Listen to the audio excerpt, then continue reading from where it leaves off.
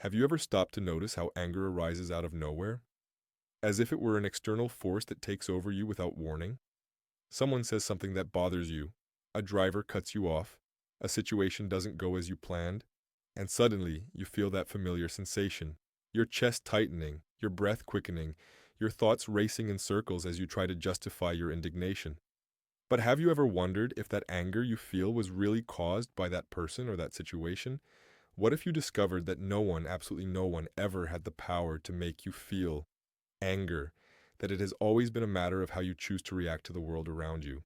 Alan Watts, the philosopher who dedicated his life to unraveling the mysteries of human consciousness, invites us to a deep reflection on this, on how anger is not an automatic response to what happens outside of us, but rather a reaction to our internal resistance, to our attachment to expectations we create about how things should be. When we feel anger towards someone, we are actually feeling anger towards no one. We are simply fighting with reality, refusing to accept that things are as they are in that specific moment. Think about it for a moment. You mentally create an image of how people should act, of how situations should unfold, and when life doesn't match that imaginary script you wrote without realizing it, you feel anger. But life hasn't read your script, other people don't know your internal expectations, and the universe isn't concerned with following your personal preferences about how things should work. So when you feel anger, you are not reacting to the real world. You are reacting to the difference between the real world and the imaginary world you constructed in your mind, and that difference is what causes all the suffering. Alan Watts teaches us that anger is like holding a hot coal, with the intention of throwing it at someone who irritated you. You might succeed in throwing it, but before that, you've already burned your own hand. This is the paradoxical nature of anger. We think we are punishing the other, but who truly suffers first and most intensely is ourselves. The person who irritated you may not even know you are angry. They might be calmly going about their life while you are boiling inside, mentally replaying everything you wish you had said, imagining confrontation scenes, poisoning your own well-being. It's like drinking poison and expecting the other person to get sick. Madness when we stop to observe clearly. But here's the revolutionary part of Alan Watts's teachings on anger. You don't need to suppress it or express it violently.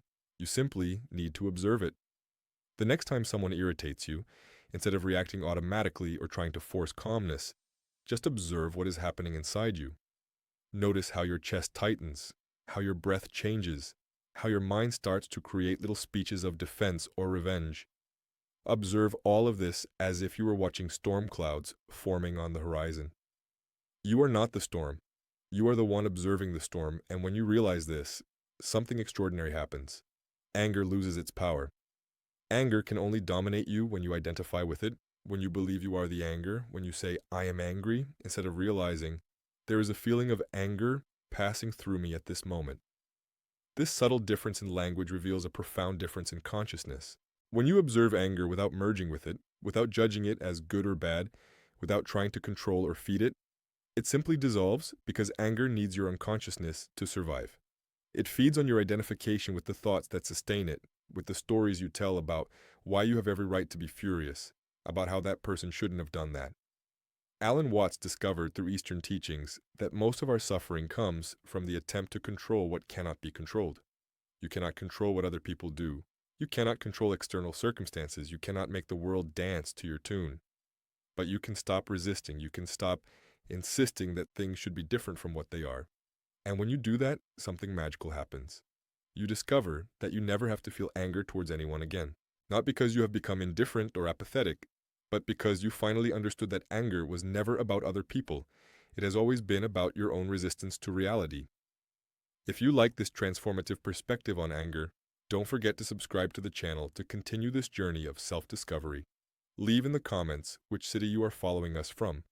And if this reflection touched something within you, give it a like so that more people can discover this wisdom. Think of all the times you got irritated today, this week, this month, and notice a curious pattern. Anger always arises when you believe that someone or something is not acting as it should. Traffic should be moving faster, that person should be more considerate, your partner should understand you better, your boss should recognize your effort, and when these expectations are not met, you feel anger. But where does this idea of how things should be come from? Who determined these invisible rules that you use to judge the world and find it lacking constantly? Alan Watts shows us that these rules are creations of your own mind, mental constructs you learned throughout life and now use as a ruler to measure reality, and every time reality doesn't fit the ruler, you suffer. The deep truth that Alan Watts reveals is that people will always act from the level of consciousness they possess at that moment, not from the level of consciousness you wish they had. That person who cut you off in traffic wasn't thinking about irritating you. They were simply living their own experience, dealing with their own urgencies, their own distractions, their own internal world that you will never fully know. When you understand this deeply, you stop taking things personally. You stop believing that other people's actions are about you, and you discover that they never were. Each person is living their own movie, and you are just a supporting actor in their story, just as they are merely supporting actors in yours. What makes everything even more fascinating is that Alan Watts teaches us about the reverse law, a paradoxical principle that reveals that the more you try to control your emotions, the less control you actually have. The more you fight against anger, telling yourself, I shouldn't be feeling this, the more it persists and strengthens. The more you try to force calmness, the more agitated you become inside. This happens because the human mind doesn't work like a machine that you can turn on and off. It works like a flowing river, and when you try to dam the river, the pressure only builds until it overflows. So what is the solution if it's not to control or repress? The solution is radical acceptance. It is allowing anger to exist without identifying with it. It is looking at it with curiosity instead of judgment. Imagine that anger is like a small child throwing a tantrum. If you argue with the child or try to suppress them forcefully, the tantrum only worsens. But if you simply observe calmly, acknowledging that it is there without giving it all your attention, eventually the tantrum loses its strength and passes. Alan Watts called this observation without choice. You are not choosing to feel or not feel anger. You are simply noticing that it is present, just as you would notice that it is raining without fighting with the rain. This practice of observing without identifying is what separates those who live trapped in their emotions from those who can never feel anger towards anyone again. When you learn to position yourself as a witness to your own internal states, you discover a space of freedom that has always been there but that you couldn't access while you were merged with every thought and every emotion. You realize that there is a part of you that remains calm and clear, even when stormy emotions pass through your experience, like the sky that remains intact even when dark clouds pass through it. Alan Watts had a poetic way of explaining that trying to define yourself is like trying to bite your own teeth. It's impossible because you cannot fully observe yourself from the outside, but you can learn to create a small distance between who you really are and the emotions you experience, and the temporary emotional states you experience. You are not the anger, you are the awareness that perceives the anger, and that difference is everything. When you live identified with each emotion, you are like a leaf being tossed back and forth by the wind. But when you discover that you are the awareness that witnesses all of this, you become like the mountain that remains steadfast while the wind blows around it. Another profound aspect of Alan Watts' teachings on never feeling anger towards anyone again is understanding that anger is always about the past or the future, never about pure present. When you are truly present, completely immersed in the now without thoughts about how things should be different, anger cannot exist. Anger needs you to compare the present moment with some future expectation or some past pattern. It needs you to step out of the now into an imaginary world where things are different. But when you remain firmly anchored in what is, fully accepting the moment exactly as it presents itself, you discover a peace that is independent of external circumstances. This does not mean that you become passive or allow people to disrespect you. It means that you respond to life from a place of clarity instead of a place of emotional reactivity. You can set boundaries, you can walk away from toxic situations, you can communicate your needs, all of this without the energy of anger contaminating your actions. In fact, when you act without anger, your actions are much more effective because they come from a place of wisdom rather than a place of hurt. Alan Watts often spoke about the river of life, about how resisting the natural flow of existence is the source of all suffering. When you try to swim against the current, you exhaust yourself, and yet the current carries you along. But when you relax and allow the river to carry you, you discover that you have always been taken where you needed to go. Anger is the feeling of swimming furiously against the current, insisting that the river should flow in another direction, while peace is the experience of finally relaxing and flowing with what is. There is a Zen story that Alan Watts liked to tell about a master who was publicly insulted by an angry man, and the master simply looked at the man with compassion and asked, "If someone offers you a gift and you do not accept it, to whom does the gift belong?" The confused man replied that it would belong to the one who offered it, and the master smiled, saying, "Exactly. I do not accept your anger, so it remains yours." This story perfectly encapsulates the teaching that you do not need to accept the anger that others try to provoke in you. You always have the choice to simply not take what is being offered. To never feel anger towards anyone again, you need to develop what Alan Watts called witness consciousness, the ability to observe everything that happens inside and outside of you without getting lost in it. When someone acts in a way that you do not like, instead of immediately reacting with anger, you pause for a moment and observe the impulse arising. You notice the thoughts that want to justify the anger, the physical sensations in the body, the tightness in the chest or the tension in the shoulders, and simply acknowledge all of this without feeding it. In that sacred pause between stimulus and response, you find your freedom. You discover that you are not a robot programmed to react automatically. You are a conscious being capable of choice. Alan Watts also teaches us that humor is a powerful tool for dissolving anger. When you can see the comic absurdity of the situation, when you realize how ridiculous it is to be furious because someone did not act according to a script that only exists in your head, the anger simply disappears.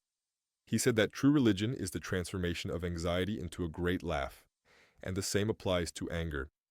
When you stop taking everything so seriously, when you realize that you are making a huge drama about things that, in the grand scheme of existence, are insignificant, you naturally relax. Another crucial point is to understand that you and all other people are part of the same fabric of existence, not separate entities competing for limited resources. Alan Watts explained that we are like waves in the ocean. Each wave seems individual when we look at it from a certain angle, but all are expressions of the same ocean, all made of the same water. When you truly understand this, feeling anger towards another person becomes as absurd as your left hand feeling anger towards your right hand.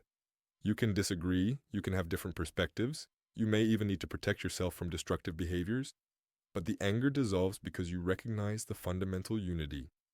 The daily practice to never feel anger towards anyone again begins with small moments of mindfulness throughout the day. Every time you feel irritation starting to arise, pause and take 3 deep breaths, bringing your attention completely to the sensation of the breath coming in and out. This pause breaks the automatic pattern of reactivity and creates space for a more conscious response. You can also cultivate the habit of asking yourself, will this situation matter in 5 years? Most of the time, the answer is no, and this helps you gain perspective and release the need to react with anger. Alan Watts reminds us that the present is the only place where life truly happens. The past is gone, and the future does not yet exist. When you are completely present, without getting lost in thoughts about how things should be different, or about what you will say when you have the opportunity, anger finds no ground to grow. The fully accepted present moment is the garden of peace, while anger only flourishes in the soil of mental resistance to what is. Finally, develop compassion, not only for others, but especially for yourself when anger arises. Do not blame yourself for feeling anger. Do not create a second layer of suffering by judging the first layer. Simply recognize with kindness, there is anger appearing again. Just as you would recognize an old acquaintance passing by on the street. With time and practice, you will notice that episodes of anger become rarer and shorter, until one day you realize that you no longer feel anger towards anyone, not because you are suppressing it, but because you have finally understood the illusion that fed it. You realize that you were fighting with shadows, that you were getting irritated with your own resistance projected onto the external world.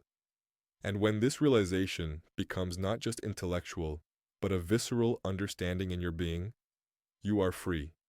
Free to respond to life with clarity, free to set boundaries without poison, free to disagree without destroying, free to finally live without the weight of anger corroding your inner peace.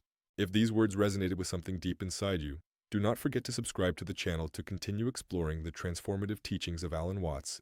Leave in the comments which city you are watching us from, and show that this message touched your heart by leaving your like so that more people can discover how to never feel anger towards anyone again.